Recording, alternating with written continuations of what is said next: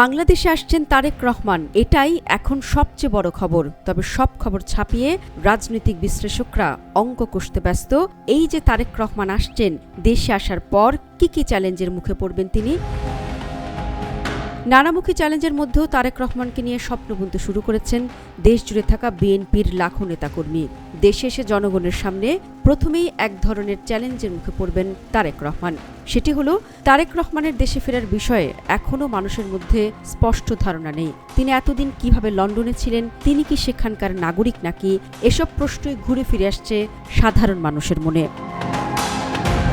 সাবেক প্রধানমন্ত্রী খালেদা জিয়ার এত অসুস্থতায় তারেক রহমান আসেননি, অথচ নির্বাচনকে সামনে রেখে হঠাৎই তার দেশে আগমন। সব মিলিয়ে এখনও স্পষ্ট অনেক কিছুই। এসব প্রশ্ন নেতা হওয়ার ক্ষেত্রে বাধা হিসেবেই দেখে থাকেন রাজনৈতিক বিশ্লেষকরা। তার উপর তিনি লন্ডনে যাওয়ার সময় সেনাবাহিনীর কাছে কোনো রাজনীতি না করার মুচলেকা দিয়ে গিয়েছিলেন কিনা, সেটির কি অবসান ঘটেছে কিনা, ঘটলেও কিভাবে ঘটেছে, সেই প্রশ্নও আসছে বারবার।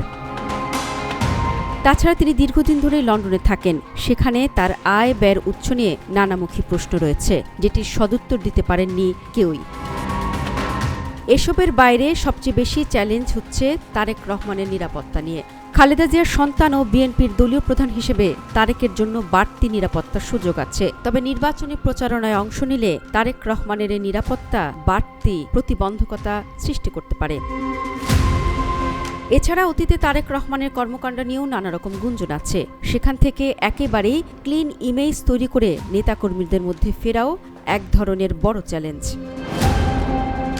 এর বাইরে বর্তমান বাস্তবতায় দেশের কূটনীতি কোন পথে এগুচ্ছে সেটির হিসেব নিকেশ করে সঠিক পররাষ্ট্রনীতি সামাল দেয়া তারেক রহমানের জন্য অন্যতম চ্যালেঞ্জ। আন্তর্জাতিক সম্পর্ক, বিশেষ করে প্রতিবেশী ভারত ও পাকিস্তানের সাথে সম্পর্ক উন্নয়নই এরই মধ্যে বড় চ্যালেঞ্জ হয়ে আছে। 5 আগস্টের পর থেকে প্রায় 10,000 নেতাকর্মীকে বিএনপি থেকে বহিষ্কার করা হয়েছে।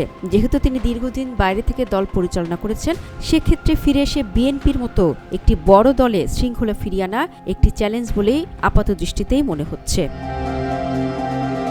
তবে সবচেয়ে বড় চ্যালেঞ্জ হলো, তারেক রহমানকে ঘিরে মানুষের প্রত্যাশা রয়েছে, সেই চাপ তিনি কিভাবে সামাল দেবেন। তারেক রহমানের দেশে ফেরার সাথে সাথে তার চারপাশ ঘিরে তৈরি হওয়া চ্যালেঞ্জ তাকেই সামাল দিতে হবে শক্ত হাতে। বিএনপি নেতাদের প্রত্যাশা তিনি পারবেন, তার হাত ধরেই ঘুরে দাঁড়াবে বাংলাদেশ। শারমিন শ্রাবণী, ওয়েব 24।